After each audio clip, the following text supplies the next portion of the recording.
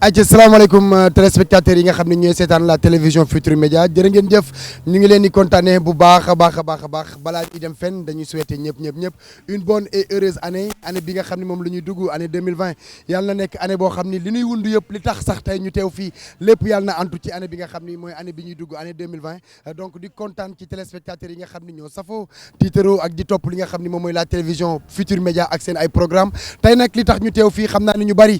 loolu dinañ ko laajte xam naa ni les questions commencent à se poser Abba lan lay def fii Abba lu muy def fii ñu nekk nii mooy ci Mermoz xam ngeen ni voie bi nga xam ni mooy rond point bi gis ngeen li nga xam ni moom ma ñu commencé def ci réew mi gis ngeen li commencé xew waaye lii dafa nekk programme boo xam ni ministère de l'urbanisme du logement et de l'hygiène publique donc ñoom ñoo ko teg waaye ànd ci ak ay ndaanaan ak ay directeur yu bëree bëri yoo xam ni dañuy liggéey ci projet boo xam ni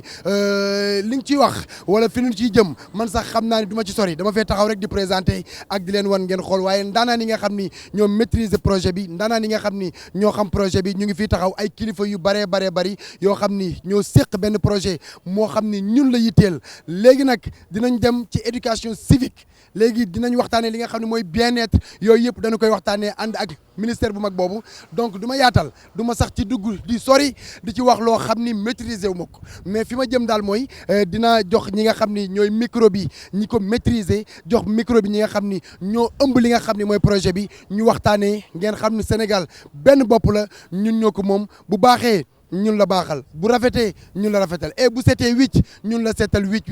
donc balaa ñuy sori wala may dem sax muy gën a kii damay jox sama directeur donc Oumar Ba maa ngi koy xaar ma def présentation bi xaar ma def présentation bi waaw directeur général du cadre de vie et de l'hygiène publique monsieur Oumar Ba salaamaaleykum grand maa ngi lay ziar. xaw ma ni da ngeen am benn. non ñun dañoo xarañ TFM am na yëpp ay xoolal ay boy yu ndaw yi filmé en tout cas c'est très important ñu ngi lay kontaane bu baax a baax et puis c'est un projet boo xam ni ñun def ñu yitteel am na lu ñu ci jot a junju ak lu ñu ci jot a wax ma yaakaar ni réew mi bu ñu xamee projet bi ñu maîtriser ko li ñu ci woote yëpp dinañ ci wuy si maa ngi lay nuyu bàyyi la nga nuyu te ak téléspectateurs yi. maa ngi nuyu téléspectateur TFM yëpp di leen dalal ci place bi seen place en fait wala place sénégalais yëpp di ñaan émission bi njëriñ génn ci. merci beaucoup. léegi tey ji lu waral tey ñu mën fee teew tey lu waral ñu nekk fi tey lan mooy projet bi. xaw ma ndax miin ngeen Dakar booy Dakar nga. waaw ñun ay boy town lan quoi waaw ñun ay boy town lan. bi ñu nekkee gune fii lañ daan jaar ñu ko doon woowee Tali 26. di dem géej Mermoz fi ñu daan woowee piscine. day wan dëkk ni muy soppeekoo jamono jooju 6 heures bu jotee 6 heures bu jotee ku amul fit dëgg doo fi jaar mu dem ba dëkkuwaay yi ñëw ba lii ñëw ba leneen ñëw ñu def nag opération de désencombrement ci ndigalu président de la République effectivement ak ci conduite ministre de l'urbanisme Abdou Karim Fofana ma nekk fa directeur général ñu def fi opération de désencombrement mooy fii boo leen ko feetee ay weer ci matul 2 mois ci ginnaaw matu ko sax ay oto kese la woon ak ay épave mu nekkoon garage en plein air ñu dindi ko toogaat ab diir bu gàtt gars yi dellu si waat ñu ne faw ñu defaat dara effectivement li tubaab naan la nature a horreur du vide moo tax ñu ne léegi bu ñu leen dindee faw ñu def fi dara te loolu dafa bokkaat ci leneen lu ñu théoriser ci ministère bi ñu benn quadriptyque lañ ko tuddee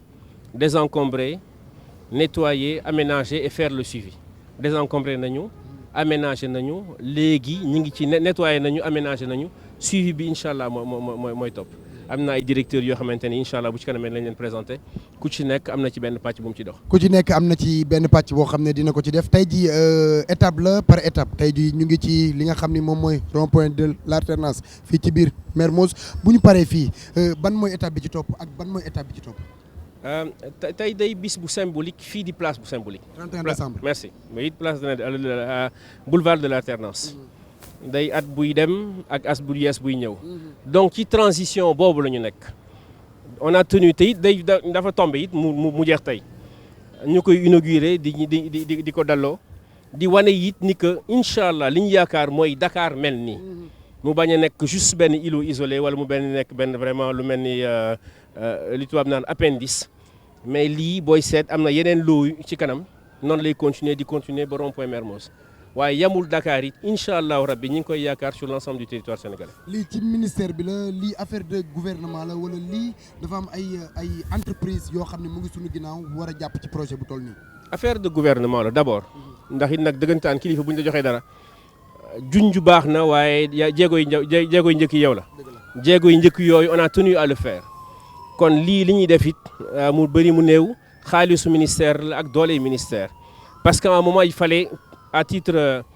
symbolique et puis de manière pédagogique ñu wan ce qu'il est possible de faire mais am nañ benn programme de partenariat ak entreprise yi am na ñoo xamante ni manifesté wuñu pour jàppale ñu aménager zone yi ci def ak partenaires yi incha allah bu ñu eggee ci kanamee directeur du partenariat dina ko gën a leeral dans un cadre de partenariat public privé mais ci cadre RSE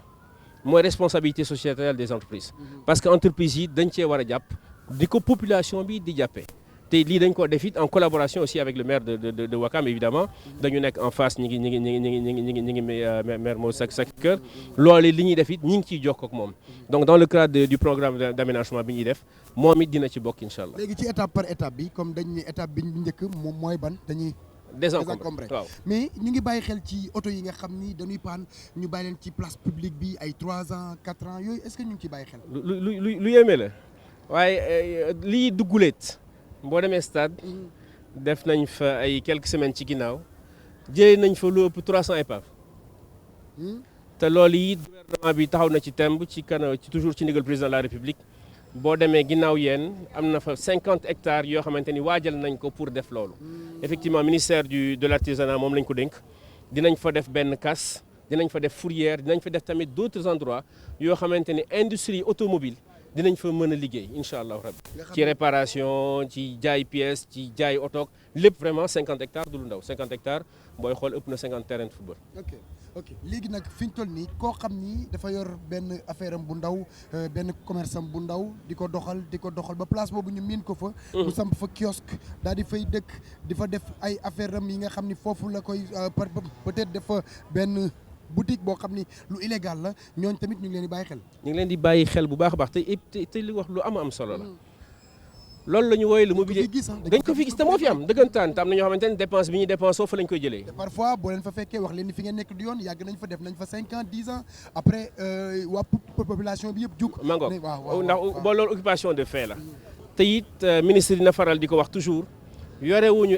doole état di ci dóor sénégalais yi loolu moom dama bëgg mu leer jàppalante la. waaye nañu d'accord ni li ñuy woowee mbedd buur buñ ci d'accord it mbedd buur ak noo ko mën ci jëlee bu dee mbedd buur la dëgg-dëgg kon moomoo ko kon bu fa dem bu dee fi jàmbur it mu sañoo ko aki moo yow kese kon ala kulli haal ki fa nekk waru fa nekk moom kese ay négociation dinay am mais it am na beneen programme bu am solo boo xamante ne ñi ngi koy taxawal moom la ñu woowee mobilier urbain damay faral di ko wax man balaa sant moo tax donc Diallo Banana yi jar nañu sóoraale parce qu'ils remplissent une fonction économique et sociale kon kooku bu fa la ñu nekkoon xam naa ni foofu rek la ñuy demaat parce que monsieur Ba woo nañu ki nga xam ni moom mooy monsieur Samb may leen ñu ak dégloo may leen ñu acce ba tey ñu ngi en direct sur la télévision Futurs Médias di waxtaan ci li nga xam ni moom mooy projet bi nga xam ni moom la ministère bi nga xam ni moo yor wàllu urbanisme ak li nga xam ni mooy logement ak hygiène publique donc ci loolu la ñu nekk di ko waxtaanee ñi maîtriser projet bi du ñu ay ngaaka ay boy town ñoo maîtriser projet bi ñoo boot li nga xam ne mooy projet bi mais ay liggéeykat dëgg parce que li ñu war a def yëpp ak li nga xam ni moom la ñuy waajal bu ñu ko defee ñu xam ni Sénégal ñun ñoo ko moom ñoo ko war a liggéey même monsieur Ba nga woowoon monsieur Samb ñu war a waxtaan ci projet bi nga xam ne moom la ñu. nga ne boy town day takk cravate. boy town kon naa ko jox micro. mais directeur non sama xarit la non sama xarit la tenue de travail la. mais directeur mais non. tenue de travail la man dafa am ci yenn yu ma la xam man. te tey la 31 Aba tey la lañ direct lañ nekk. en tout cas ñu ngi gis li nga xam ni moom ngeen di def ñu ngi gis liggéey bi nga xam ni moom la ministère bi di def ak directeur yi nga xam ni ñoom ñoo ci nekk donc fi ñu toll nii ma bàyyi la nga présenté wu wax ñu yow yaay kan après dugg ci projet bi. man maay Alassane Binta Samb directeur de la sensibilisation et du partenariat institutionnel au niveau de la direction générale du cadre de vie et de l'hygiène publique ci ministère de l'urbanisme, du logement et de l'hygiène publique. ci boulevard bi la ñu nekk boulevard bi waaw nga présenté ñu boulevard bi étape la ci état bi nga xam ne moo war a ñëw. tout à fait fii comme ni ko suñu directeur général waxee léegi boulevard bi dafa amoon beneen melokaan. bi ñu ñëwee ci vraiment jëmmal mébétu son excellence le président de la république ñu jaarale ko ci kilifteefu Abdou Karim Fofana. vraiment ñu ñëw ne fii kat boulevard la boo xamante ni jafe na amate ci Dakar. donc lii suñu cër mooy ñu ñëw jël ko libérer ko récupérer ko delloo ko askan bi.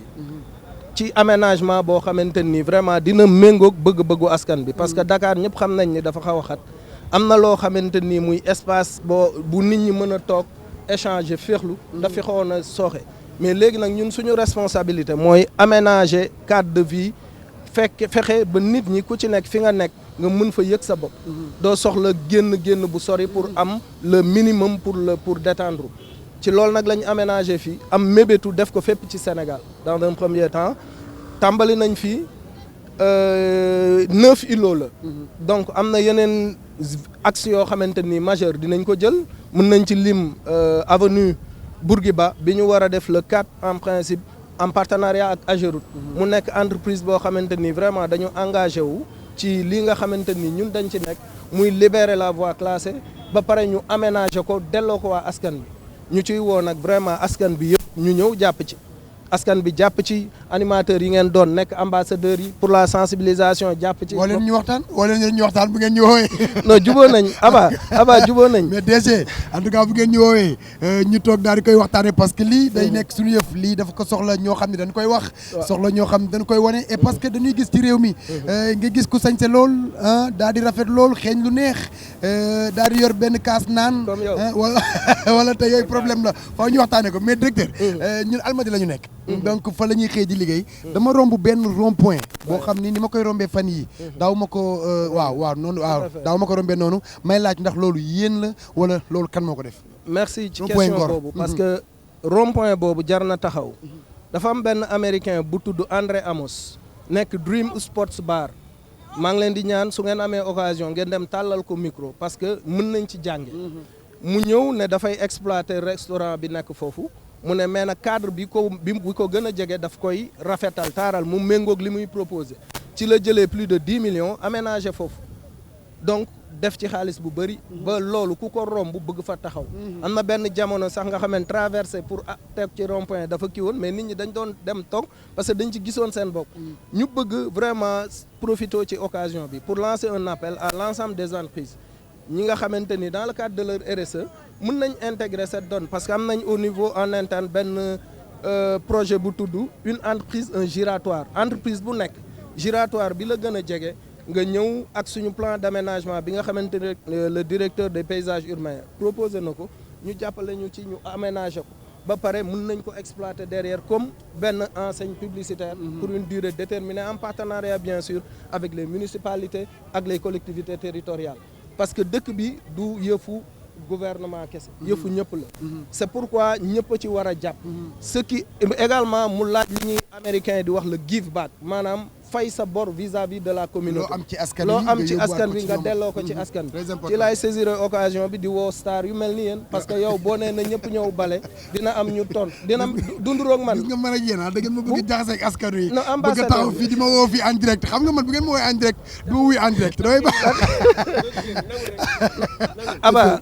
ku mel ni yow ku mel ni Wally Seck suñu grand Youssou Ndour ak ñeneen à mon avis seen cër la ñi ngi waaj a organiser li ñuy wax télé 7 jataay bu mag boo xamante ni képp kuy artiste képp kuy célébrité di nga ñëw ministre bi ak kilifa gi waxtaan ak yéen jox leen les missions de l'amélioration du cadre de vie ngeen porté ko pour que nit ñi mën ko xam parce que ñu bëri ñu ngi doxalee benn façon bi mais ñàkk a xam la donc ñàkk a xam boobu yéen ñi am ay tribune d'expression yéen a ñu ci mën a jàppale te loolu nag Aba yaay ambassadeur numéro. donc fi ñu toll nii loolu daa ko nangu parce que boo nekkee ci réew nga ni réew mi moom nga bëgg moo la def li nga xam ne moom nga doon. war ngaa delloo réew mi mooy give back give back bi nga xam ni moom ngay war ngaa delloo réew mi li mu la def mais tey américain bi nga xam ni moo jël rond point bu mel ni rond point Ngor daal di koy def ba tey ñu taxaw fii ci boulevard bi le groupe Futur Média nga xam ni fii ay temps ci ginnaaw neexul woon taxaw di def émission tey mu mel ni ñu taxaw fi di def émission donc groupe Futur Média moom bu ko neexee mën na engagé wu jël benn rond point ne rond point bi dama koy defar mais loolu lañ leen di woowe groupe Futur Média waxtaan naa ci ak le directeur Souleymane Niang sama grand donc on voudrait lancer vraiment un appel solennel ci entreprise yëpp ki ñi am RSE am naa ay kilifa yoo xamante ni mën naa leen nommer ku mel ni Modou Fall bu Sénégal Broderie daf ma gis ne ma non moom daf ciy jàpp keneen ak keneen d'une façon spontanée am na Serigne Boub bu CCBM am na Mbaye Gueye bu EMG waa Patisen boole nañ ma ak directeur général bi démb ak ñeneen donc waratuñu xaar ñun ubbi nañ suñu bunt vraiment dinañ leen joindre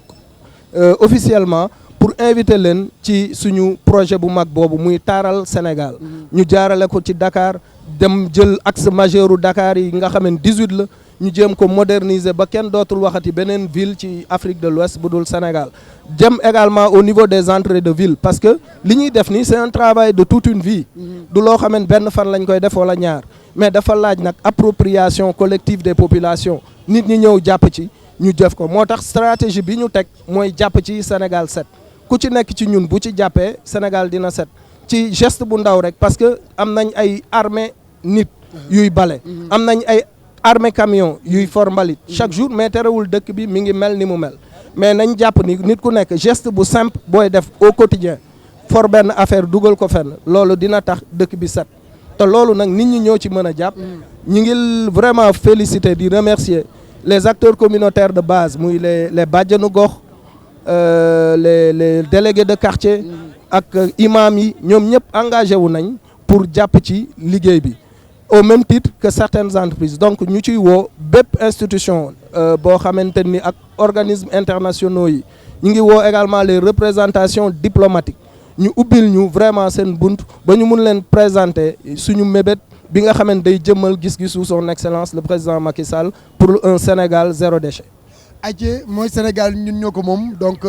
ñun ñoo ko mën a defar ni nga xam ni noonu la war a mel ñun ñoo ko mën a def xaw ma monsieur Ba xaw ma monsieur Samb kan laa ciy waxtaanal mais dama gis tamit mu nekk benn projet boo xam ni concept bi mairie de Dakar ñoom dañu ko jël Sénégal wala Dakar ville propre yéen ngeen ñëw indi lii da ngeen ci lëkkaloo ak ñoom wala ku ci nekk sa liggéeyu bopp nga liggéey. jërëjëf Aba effectivement. Madame Wardini sama xarit la une grande dame pour laquelle j'ai beaucoup d'admiration suñu partenaire la suñu premier partenaire d'ailleurs donc évidemment wax naa ko sànq ñoom ñooy suñuy premier partenaire collectivité territoriale effectivement comme Dakar et plus particulièrement sax tamit le maire du plateau moom sànq ak defoon nañ convention ak moom diggante ministère bi ak mairie du plateau balaa muy nekk ministre sax justement ci cadre boobu directeur mi ngi koy wax sànq la fondation du port tamit nga permettre ma citer leen ils ont un grand projet d'aménagement te it d'accord jóg nañ pour jàpp ci ma fàttali juste concept bi toujours contexte bi waxoon na ko sànq lu am solo la benn constitution Sénégal dafa wax ni que le Sénégalais a droit à un environnement sain droit la il faut que ñu fàttali loolu kon du luxe droit la droit boobu it en tant que État dañu war a joxe droit boobu fexe nit yi am ko et surtout ñaari événement phare yu am solo mooy c'est le forum mondial de l'eau bi nar a am en 2021 ak it tamit les Jeux olympiques de la jeunesse caméra adduna bi yëpp dañ nar team Sénégal nar team Dakar bu dee ñun teranga bi ñuy woote dëgg la ci ñun dëgg Sénégal particulièrement Dakar war na changer xar kanam diggante bi balaa loolu bu ñu bañee ñu xeeb ñu. ak fi ñuy xaar ak fi ñuy foog ak fi ñuy xaar ak fi ñuy foog. bu ñu fàtte it ni fii nekkoon na capitale AOF. fii ça s'appelait la région du Cap-Vert lu am solo la. Cap-Vert vert bi li ko indi mooy verdure bi. mooy lii la ñuy jéem a dekkalaat. diir bi gàtt na lool effectivement peut-être 2 ans la. mais bu ci ñëpp jàppee mën nañu am dara. lii ab tàmbali kese la c'est juste pour wane ni que il est possible genre yes weekend comme sa waay américain la. que il est possible comme ñu def ko loolu it lu am solo vraiment symbolique bi lañ bëggoon wane et it ma lancé beneen message mi ngi koy wax sànq dinañ am de grandes opérations de nettoyage mën nañ ko annoncer tout de suite président de la République lu am solo dafa décider ni que tous les samedis incha allah benn samedi ci weer dinañ def benn set setal géant sur l'ensemble du territoire dinañ ko tàmbale incha allah ci janvier bi at bu bees dëkk bu bees résolution yu bees ci axe Bourguiba day jógee cité des eaux day jógee école normale dem ba cité des eaux dinañ traverser 5 wala 6 communes yaa ngi ko doon wax sànq communes yooyu yëpp démb rek ñi ngi woon CDD ak préfet pour jéem a harmoniser suñuy opération te it loolu ñu ngi koy def aussi dans un cadre de notre partenariat qui est très important muy partenariat entre administration ndax li ñuy def tamit dañ koy def ak suñu beneen partenaire bu am solo mooy Ageroute boo xamante ni moom mooy yore en général la voirie classée te lii ci voirie classée la donc li ñuy def ñi ngi ciy lëkkaloo di ci liggéey ak Ageroute évidemment mënoo def lenn loo xamante ni population bi jàpp ci. en tout cas am na solo lool ku xam monsieur le ministre de l'urbanisme Abdou Karim xam ni liggéeykat bu mag a mag la donc nekk jeune un jeune travailleur ànd ak ay jeunes ay directeurs donc tey mën nañoo xam ni projet bi ñaata temps la lépp war a jeex. day tàmbali te du jeex bu soobee yàlla enfin wala du jeex gum léegi bokk mais li am solo mooy lii cette opération a été réalisée ci benn weer bu dee fast track kon fast track la. ok incha allah am na beneen loo bu nekk fële ci kanam. loolu sama pari bopp la. ñaan na mun nañ ko def ci diiru 15 jours incha allah. fii ak 15 jours. non pas fii ak 15 jours bu ñu ko tàmbalee. diiru 15 jours mën nañ fa def beneen affaire. samedi incha allah bu ñëpp jàppee Bourguiba en 24 heures wala ci ñetti fan dina changer xar kanam parce que ñun suba déjà dès ce soir suba le premier. waaw bu soobee yàlla suba la ñuy tàmbali désencombrement. bu fekkee ñun am nañ xel dañuy xool ni projet bi du xaalis rek moo ko téye. parce que après suivi bi. merci donc loolu lan ngay woo askan wi ci lan nga leen di woo. loolu tamit bëgg naa sëñ Khadim. sëñ Khadim waaw. aje ndax wolof dafa jàng lu am solo. nit mënoo ko létt te new fi. dëgg la voilà dëgg la de. te mënoo gën a bëgg boppam it. dëgg wér péng la. kii suñu partenaire la. ñoom ce sont les riverains yi nekk fii. ñoo fi dëkk. waaw ñoom it am na ay engagement yu ñu jëloon ci jàppale ñu. ci saytu bërëb bi. fexe it muy set. fexe it muy continuer di am taar. am na yeneen jeunes tamit notamment sur la Médina. pot de fleurs yooyu ñu fa installé woon. ci stade bi. am na ay jeunes ñoo xamante ni ñoo ñëw spontanément ne ñu jox leen ñu. juste arrosoir ñun ñoo koy arrosé suñu bopp waaw loolu it ku nekk mën na ci jàpp boo ma ko mayee ma jox sëñ Khadim foog naa ni am na témoignage muy def ndax moom fekk na lépp fekk na lépp man kay li ma bëgg a laaj sëñ Khadim ayca sëñ Khadim ñu ngi lay nuyu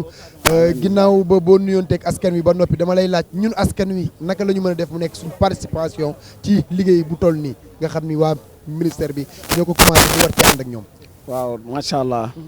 maa ngi ziar ñëpp Aba maa ngi nuyu waa Sénégal gépp bàyyiwuma kenn di leen souhaiter tamit bonne et heureuse année parce que at mu bees la ñuy waaj a dugg di ñaan yàlla réew mi am jàmm di nuyu nag waa Louga ndax foofu laa dëkk foofu laa jógee ñëw fii di daan sama doole ginnaaw bi loolu passé maa ngi nuyu tamit vraiment maa yow ñoo yam moo tax il faut mu neex justement bon maa ngi envoyé ma ko SMS bon di rafetlu nag mën ngaa ñëw ñu ànd ni waaw di rafetlu vraiment liggéey bi parce que ñun réew mi rek moom la ñu gëm dëgg la te lii koo gis sa xol dafay sedd parce que ñun fii biñ fiy nekk ay ñax ñoo fi nekkoon ak ay garab ak yu salte rek moo fi nekkoon mbalit mën naa ne la ñun ñoo ñëw fàkk ko installé fi investir fi ay millions tamit yu bëree bëri di fi daan suñu doole. kon bu ministre bi ñëwee tey vraiment jàppale ñu defaral ñu lu mel ni nga xam ne mosuñu ko xalaat vraiment suñu xol daf ci sedd. am na solo sëñ Khadim. voilà nañ doxaale waaw pour nit ñi gisaale. nga wan li nga xam ni. moom la ministère du urbanisme def ministère bi nga xam ni moom mooy ministère du logement et de l'hygiène publique li nga xam ni moom la def fii ci boulevard bi nga xam ni moom mooy boulevard de l'alternance nañu koy wane ki ko def ki ko wax la bëgg donc fa nga nekkoon foofu baax na fii ni mu mel ni melul woon noonu wax dëgg yàlla ñi fiy jaar xam nañ ko ñi fi miin tamit xam nañ ko mais nag bon am nañ tamit nag lu ñuy ñaan ci fii mooy bu ñu ko defaral vraiment macha allah mu rafet nii ba pare ñu bàyyi ko ak ñun rek nii te maanaam kii wuñu ñu quoi. da ngay bëgg muy am suivi. voilà très bien. loolu nag waxtaan la laaj ba tax na ñi ngi doon wax ne ministre bi il faut ñu toog ak moom ndax bon am nañ fi ay xalaat yu yaatu te bañuñu cee def suñu doole bañuñu cee def tamit suñu. xam-xam moom dafa open mind la. dëgg la donc monsieur le ministre moom il est jeune comme ñun. dëgg la et que man li tax ma rek di ko naw. mooy woo na ma ñaari yoon ñetti yoon. di ma laaj sama xalaat ci projet bi. donc kooku yaakaar naa ne soo ko woowee ci lii. woo nga ko ci loo xam ne fekk nga ko ci quoi. dëgg la kon nag macha allah. ñii sant bu baax ndax ñun loolu rek lañ doon ñaan. am ministre yu mel noonu. parce que Sénégal tamit pour mu développer parce que ñun ñëpp. bitim réew lañ nekkoon fa lañ nekkoon màggee fa xam nañ li xew dañuy voyager fu nekk la ñuy dem gis nañu li xew ci yeneen dëkk yi te ñoo ngi koy tàmbali nag di ko gis ak ministre bi parce que Dakar foo romb léegi mi ngi leer te yaakaar naa ni suut yàggee dina baax moom même pas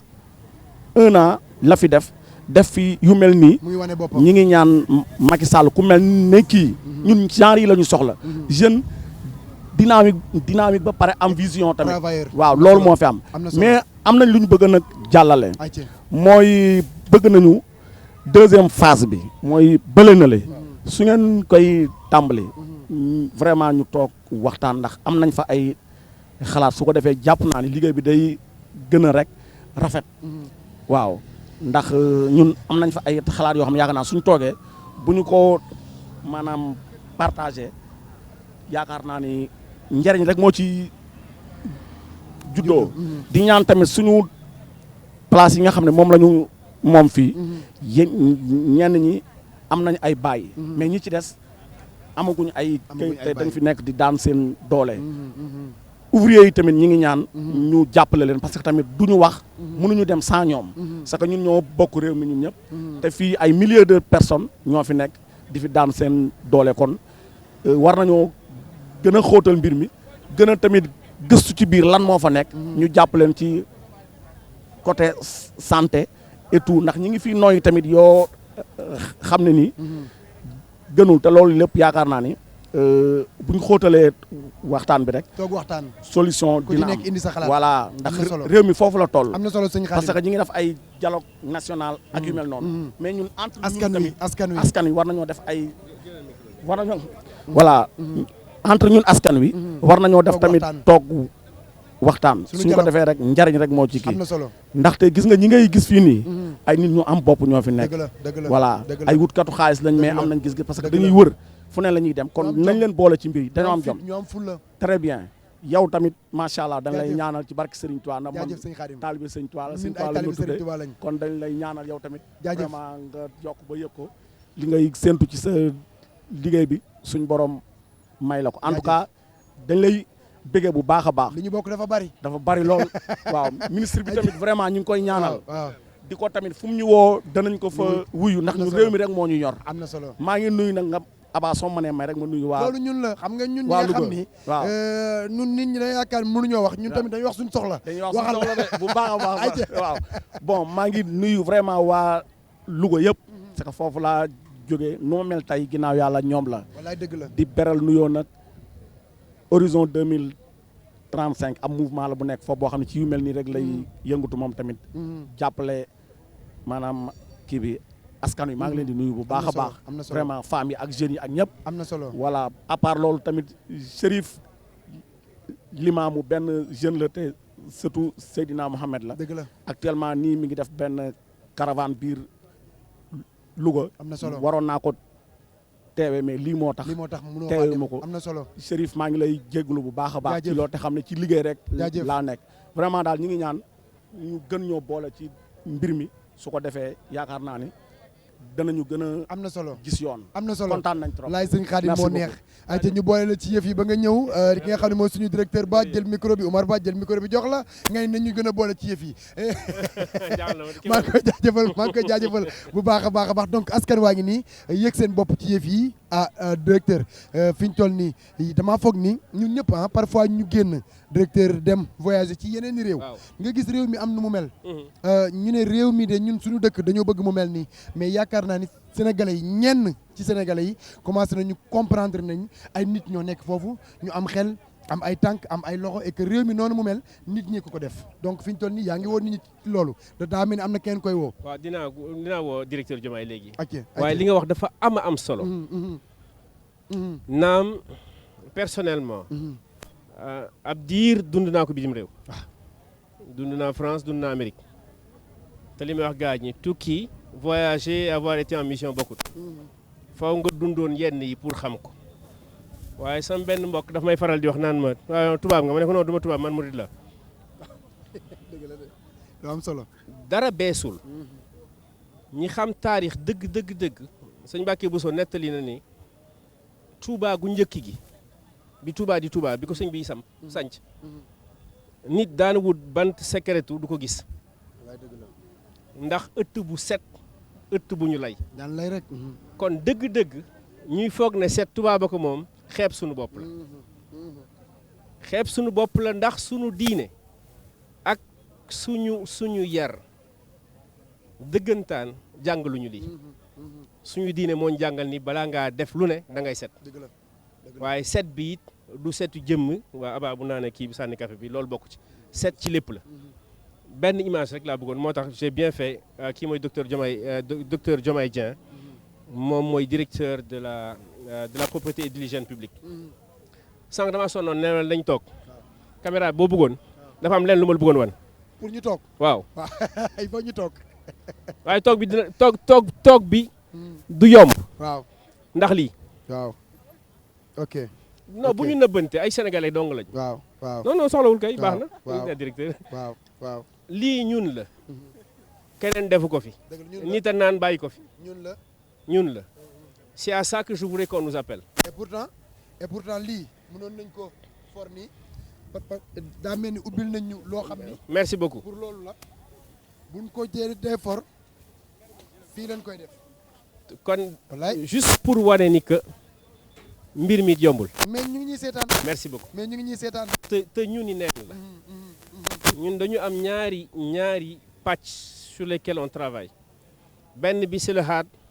mooy désencombrement aménagement mooy lii ñuy def beneen bi mooy soft mooy le changement mooy le comportement te comportement boobu hygiène comportement la manière d'être la effectivement ci temporalité bokkul désencombrer benn fan mën nga désencombrer nettoyer mën nga nettoyer waaye changer jikko dafay laaj temps waaw bokk na ci mission directeur Alassane Sànq parce que sensibilisation loolu lay def waaye bokk na it ci mission docteur Diomaye Dieng te it yàlla dafa def poste bi boolewu ko ak lii ndax environnementaliste la balaa muy ñëw ci ministère bi kon it lu ko ñor la moom ci propreté lay wax ci lay yëngu ma jox ko biir bi rek benn léegi nag moom fi ñu toll nii ñu ngi lay nuyu bàyyi la nga nuyu teg askan wi ñu dugg ci waxtaan wi maa ngi lay nuyu bonne année di souhaiter vraiment que 2020 doon année atum jàmm sénégalais yëpp amiin merci beaucoup donc fi ñu toll nii yaa yor wàllu cet geek setal geek loolu fi ñu toll nii lan moo ni xaar waaw mais DG yow yaa koy jël man damaa nekk gu ma ambassadeur bi dañuy waxtaan man ak yéen te jubóoguñu jubóo donc fi ñu toll nii lan moo ñuy xaar ban projet nga teg ban technique nga war a teg ci wàllu setal bu nekk luy continuer jërëjëf ñun ci li ñuy def dañoo dem ba xam ne état mun na agir au niveau stratégique def ay propositions ci lañ nekk mais nag proposition yooyu noonu boo ci gis pour mu aboutir il faut population bi impliqué ko ci pour nga impliquer population yi nag il faut nga jege leen pour nga jege leen aussi il faut que ñoom lépp lu ñuy organiser nga dem di ci bokk di ànd ak ñoom di jàng aussi en même temps parce que c'est vrai jàng nañ ko responsabiliser nañ ñu mais à force ñuy côtoyer population bi daf ñuy permettre aussi ñuy am ay expérience yu bees parce que ku ci nekk aussi am na loo gannaayoo ci xam-xam ma leen di wax nag ne ci loolu am na programme boo xamante ne teg nañ ko muy le programme qui va nous permettre de faire la promotion de la propreté maanaam ñu bañ rek di naan ñëwal bale mais nit ñi mën a préparer wu de telle sorte que loolu ñuy fekk foofu ba di koy bale mu bañ fa nekk parce que mbalit boo gis rek nit a ko fa yóbbu. mais parfois da ngay gis yenn idées yi dañuy naan ñu sànni ko ci mbedd mi soo ko laajee lu tax mu ne boo may naan di ko yóbbu kon ñi ñuy fay pour ñu bale duñu am lu ñu liggéey. waaw gars mais xam nga comme ni ma la ko waxee léegi nii soo seetloo ñooñu noonu nekk foofu di bale balaa ñuy bale déjà am na benn impact boo xamante ne mun nañ ko ci noter parce que mbalit soo ko sànnee avant kiy bale di ñëw mun na am gan bu romb mën na aussi am sax yeneen phénomènes yi am ba ay microbe jóge foofu ba indi ay maladie mu dal ci sa mbokk donc waruñu xaar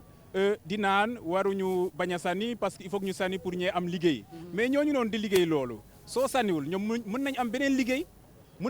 liggéey boo xamante ne dina leen permettre ñu dem aussi ba contribuer développement Sénégal et que Sénégal mun a set ba doon royukaay te loolu moo nekk actuellement li ñu tax a jóg programme boobu suñ ko tegee en place incha allah je sais que population bi déjà ñu ngi ci parce que gis nga rek ren foo tourné gis set setal foo tourné gis nit ñi gàddu seeni bale ainsi de suite di bale léegi nag ñun ci cadre programme yooyu noonu dañ leen di ñëw ñu renforcer leen redynamiser leen accompagner leen ci li ñuy def de telle sorte que loolu noonu mun a doon lu yàgg parce que nag suñu constitution ak suñuy loi wax nañ ko ku nekk am nga devoir boo xamante ne da nga ko war a def état war na def mais ku ci nekk am nga responsabilité moom laay wax souvent dafa am responsabilité collective état ñun ñu ngi koy def ñun ñëpp à travers suñu service ay UCG ak ñun ñi nga xamante ne ñoo nekk au ministère de l'urbanisme mais ku ci nekk aussi da nga am responsabilité individuelle boo xamante ne day commencer sa biir kër sa biir néeg sa biir kër sa biir quartier ak sa biir village. fekkee maa ngi lay dégg dafa mel ni état askan wi mën nañ koo noppal wala ñu yombal ko li nga xam ni moom mooy liggéeyam. exactement wax naa leen mën naa nekk seen ambassadeur yéen a ma faalewul rek wax naa leen ko donc fi ñu toll nii donc fi ñu toll nii ku ci nekk rek ci ñun am nga ci engagement ku ci nekk ci ñun am nga ci waar woo xam ne war nga ko cee bay. parfait suñ ko defee rek dina yomb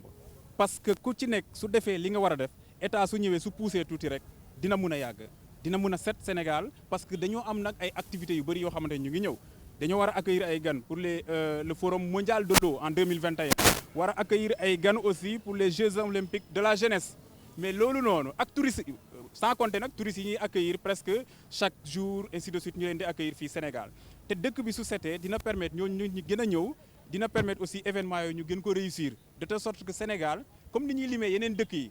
bëgg naa ñuy lim Sénégal parce que dañuy génn nag dañuy dem voyager mais heure boo voyager aussi dëgg ñuy lim beneen dëkk da ngay bëgg mu doon sa réew te je sais que Sénégal ku xool nit ñi ñu rafetee suñu génnee seen kër yi nga xam ne suñu defee effort tuuti rek ci mbedd mi dëkk bi mën na set. am na solo donc comme ni ñu ko tàmmee di ko wax comme ni ñu ko tàmmee di ko woowee mbedd mi mbeddum buur la waaye yow mi nga xam ne yaa ne ci mbeddum buur mi bul nangu buur gën laa gore buur mi la jox mbedd mi nga ciy dox ak di ci def say soxla fexeel ba buur bu ñëwaatee ci mbeddam na ko fekk mu mel ni nga xam ni noonu la ko defee na mbedd mi set huit na rafet lool et merci beaucoup dañu leen di féliciter bu baax ñoom directeurs yi di féliciter bi nga xam ne ki nga xam ne moom mooy le ministre di ministre de l'urbanisme du logement ak li nga xam ne moom mooy de l'hygiène publique monsieur Abdou Karim Fofana waaye di sant bu baax di gërëm son excellence le président de la république ak askan wi nga xam ni ñoom ñoo ñuy gunge ci li nga xam ne man maay ambassadeur bi askan wi nga xam ne ñoo ñuy gunge ci projet bi nga xam moom la ñuy def balaa ñuy duggaat ci waxtaan wi dama leen di fàttali ni yéen a ngi en direct sur la télévision Futurs Médias et que tey le 31 décembre bonne année à tous donc na ñëpp am jàmm ñëpp am salaam mais monsieur Ba dafa mel ni am na keneen ku taxaw koo xam ne yaa ñu ko war a présenté. en fait moom la ñu waroon njëkkee ndax dëggantaan ngan du yeewu béy te fii place am la moom mooy directeur des paysages urbains et des espaces bu dee mën naa wax turam c'est monsieur Mbaye Diop waaw xam naa ko très bien moom ak i gaayam mooy ñi sol chasuble di jàmbaar lool macha allah yenn saa yi ils ont travaillé quasiment man jaar naa fi ba minuit 1 heure du matin 2 heures fekkaat leen fi ñu liggéey loolu fekke naa ko moom macha allah donc ils ont travaillé d'arrache-pied pour que lii mën a nekk donc moom la ñuy jaajëfal ak équipe am jardinier yi ak ñi waa équipe am moom it mën na la gën a présenter projet bi yëpp li dem fii ba ci rond-point. ay ca directeur ñu ngi lay nuyu. lay fay Abba. Di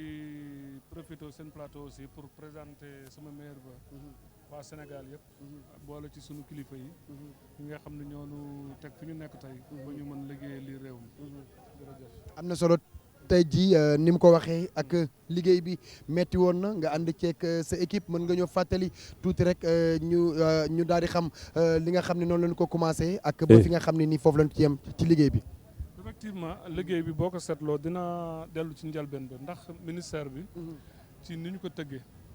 président bi mu jëlee réew mi bi mu toogaatee dafa wax ni bëgg na Sénégal set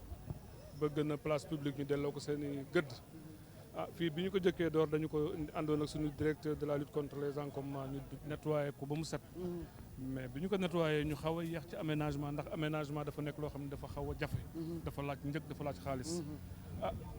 nit ñi dellu si waat mais ñun duñu tàyyi parce que dañu gëm ni mën na nekk ñu am place yu jag place yu baax pour nit ñi. kilifa gi di ministre de l'urbanisme Abdou Karim Fofana daal dinu ban réponse ngeen am pour ñu mën a sécuriser fii. ci la ñu commencé def ko ay grillage fii boo ko jëlee 1 kilomètre 200 la rond point Sel Mermoz ba rond point bii ci suufu pont VDN bi ñu ko defaree ñu xayma ko coût bi xaw jafe mu ñu daggaleen ko nañ ko pàcc bi ñu ko pàccalee bii mooy îlot 8 îlot 9 boo jëlee angle bi foofu mooy îlot 9 dañ koy étape par étape. îlot 7 a ngi fële. îlot 7 moo nekk ni suñu kanam. îlot 6 îlot 5 îlot yi du jeex. bi ñu ko defee mu ni moom îlot bi moom moo koy jël. ànd ci ak ay service am. teel micro bi bu baax fii. ñu mën ko liggéey. bi ñu koy commencé fii defe naa ne juróomi fan ci weer bi la ñu ko commencé ñu ànd ak ay agent wu direction des paysages urbains et des espaces publics. ma leen ci profité di leen gërëm di leen sant di leen gën ñaaxaat. pour ñu xam ne liggéey bi la ci des bare na. bi ñu koy def aussi jël nañ ci ay xale yu dëkk ci gox-goxaat pour wan leen jox leen métier ñu mën a xam nan la ñuy tegee pavé. nan la ñuy poser bordure nan la ñuy aménager. projet bi utiliser na ci 25 bi ñu commencé le 5 ba tey 20 xale ak juróom yu dëkk ci gox-goxaat jël nañu leen. wan leen ci nan la ñuy tege ñu ànd ñun ci liggéey bi ñu am lu ñu leen mosal lu ñu mën a macha allah macha allah te loolu moom la ñu fas yéene continuer def ko ci yeneen îlot yi ci kanam liggéey bi fii nag boo seetloo dafa indi réponse problème mu nit ñi bi ñu amoon bi ñu fiy ñëw ay garage la woon ay occupation yoo xam ne méngoowul ak place bi mais bi ñu ko defaree dañu indi parking bi tey ku bëgg a gaare dootoo gaare ci tali bi ndax ñun ñu ngi jéem xeex contre occupation irrégulière ci parking bi ngay taxaw. parking bi ngay taxaw mu ngi noonu. ba pare nag mën nga dugg ci biir mën nga doxantu am na ay banc nga toog. bàyyi sa oto ci parking bi. dugg ak sa njaboot. toog ak sa njaboot. féexlu. bu paree nag dañu koy continuer fii te yemuñu fii rek nag. wax ji ñu ngi tey ancienne piste mais jaaroon nañu Blaise Diagne. jaaroon nañu Cheikh Anta Diop. stade Léopold Sédar Senghor nettoyé nañ ko sécuriser nañ ko ànd ci ak mairie Patte d'Oie. di xaar. aménagement bi bu ñu ci waxtaanee. ak ministère bi nga xam ni moo yore parking stade bi. pour vous dire que 2020 incha allah dañuy continuer daañu laal biir Dakar mais daañu continuer jëm ci région de l'intérieur yi. kon dafa mel ni li ñu doon wax en 2000 li nga xam ni moom mooy Dakar day mel ni comme Paris mais dafa mel ni en 2020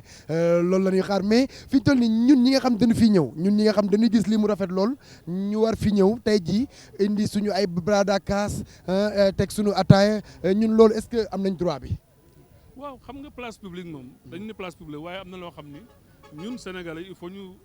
adapté wu. aussi évolution te ñi meew de ñi blanche la ñuy def de. waaw waaye nag du ma ko nangu ci place bi tegal naa leen ay poubelle pour ku toog am loo lekk mën nga ko ci dugal boo seetloo boo waree ci biir gis nga ay poubelle amovible. place bi li mu méngool nañu ko ci def. mais bu ñu commencé bàyyi ñuy ataaya leneen dugg fi te loolu dañu koy xeex ci liggéey yu ñuy liggéey ndax dëgg la wax na ko léegi am na directeur yu jàll loolu mooy li état bi bëgg. dem ba Sénégalais yi dootuñu fi nekk di ci limal place bi daañu ko respecté ñoom ñoo ñu koy jëkk nettoyel comprendre nga fi may waxe kon ñu bañ fee jël benn risque bu fi kenn di indi ay xal wala di fi indi gaz ataaya yooyu amu fi. ñun dañuy wax toujours affaire entretien mais ñu ngi taxaw aussi ànd ci ak ñi nga xam ne ñoo nekk ci boor bi mais ñun dañuy ñëw di ko saytu di ko xool ndax lu ñu xas ba gagné dañu koy tëye te li ñuy bëgg a xamal réew mi aussi mooy ñun nañu ànd gëm ni mën na nekk te day nekk incha allah. daañu mën am Sénégal gu set daañu am place publique yoo xam ni daañu leen delloo seen gëdd ba Sénégalais bi fu mu dox tey day kontaan day mën siggi xam ne mu ngi ci réew moo xam ni am na place yu méngoo ak jamono. am na solo ay ci am na solo donc loolu am na solo loolu dafa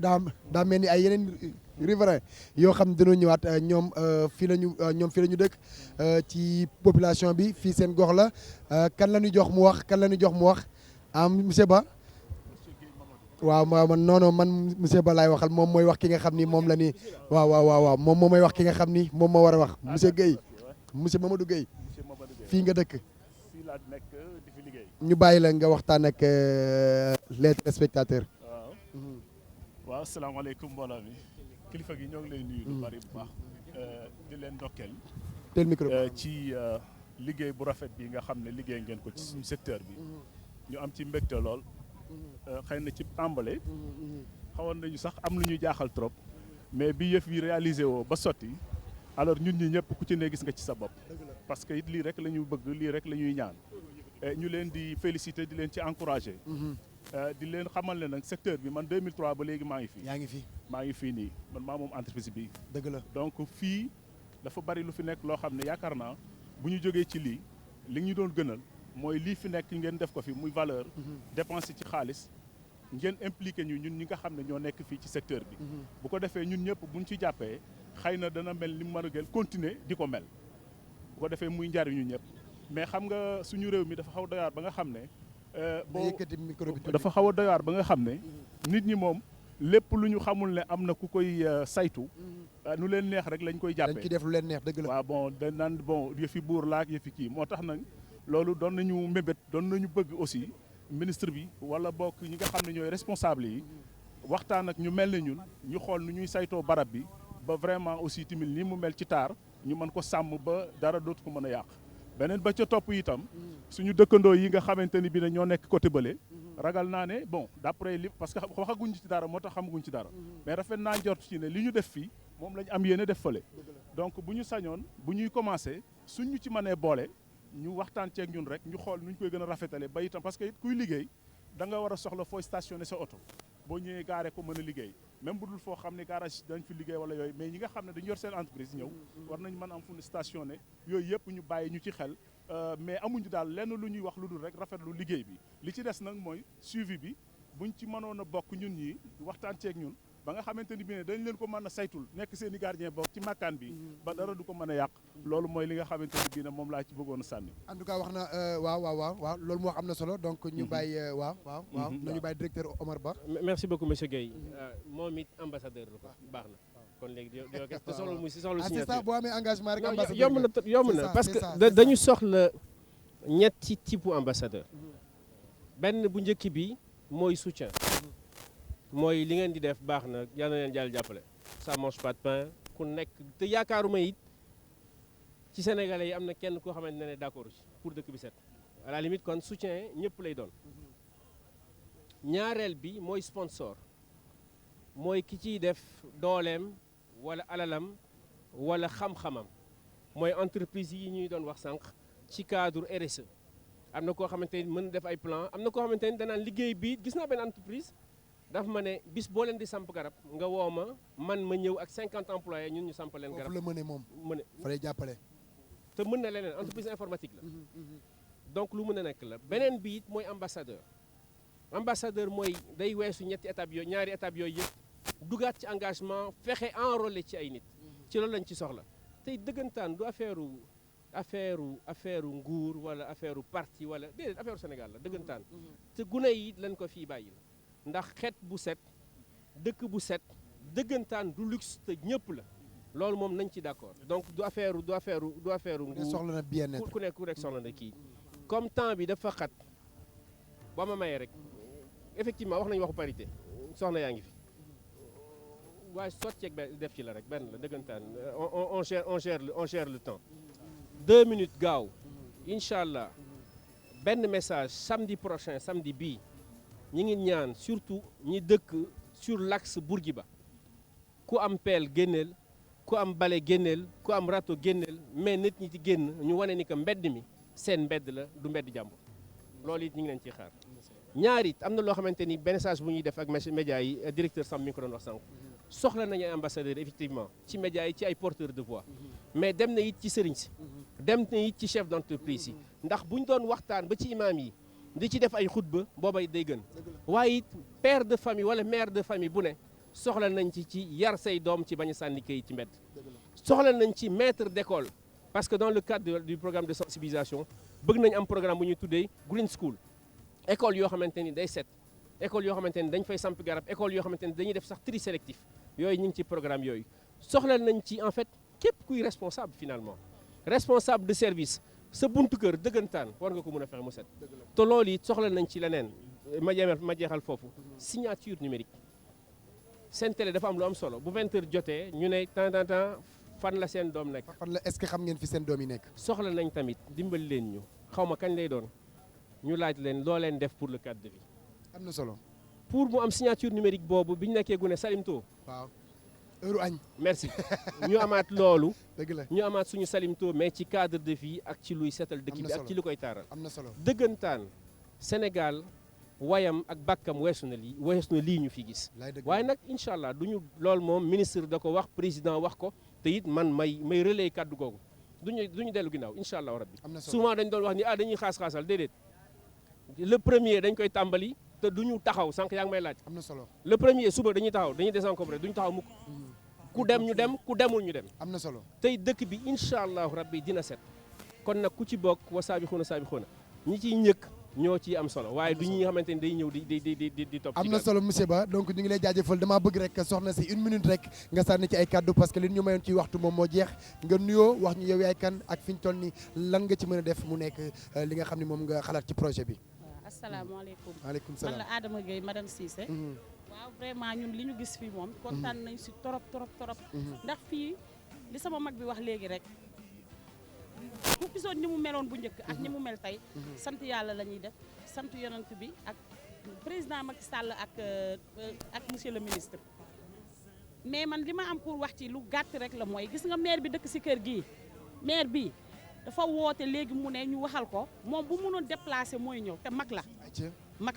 maire bi nee na fii nu ngeen ko def nii moom mi ngi leen di ñaanal continuité mi ngi leen di ñaanal gudd fan ak wér-gi-yaram di leen ñaanal yàlla kàttanal leen ngeen gën a mën ba def feneen ak feneen nee na lii tey bu fekkoon yéen defu leen ko ñu joxoon ko autorisation moom mu def ko parce que gis nga cocotier yii moom moo ko fi def yëpp ak dooleem ak boole di génn di xeex ak borom oto yi di xeex ak ñëpp dégg nga ñëw defar cocotier yi ba mu set maire bi nag mu ngi leen di ñaanal am na solo yàlla guddal seen fan am na solo ngeen gën a mën lu ëpp lii am na solo kontaan nañ torop nag ñun ñu ngi lay jaajëfal bu baax a baax dafa mel ni sa mot de la fin fi ñu toll nii lan mooy sa mot de la fin ambassadeur kay monsieur Ba on va avoir des milliers d'ambassadeurs au Sénégal dama bëgg nga nekk premier ma nekk premier ambassadeur bi non man kay mënu ma la ko jox loxo léegi bàyyi bañ fay caméra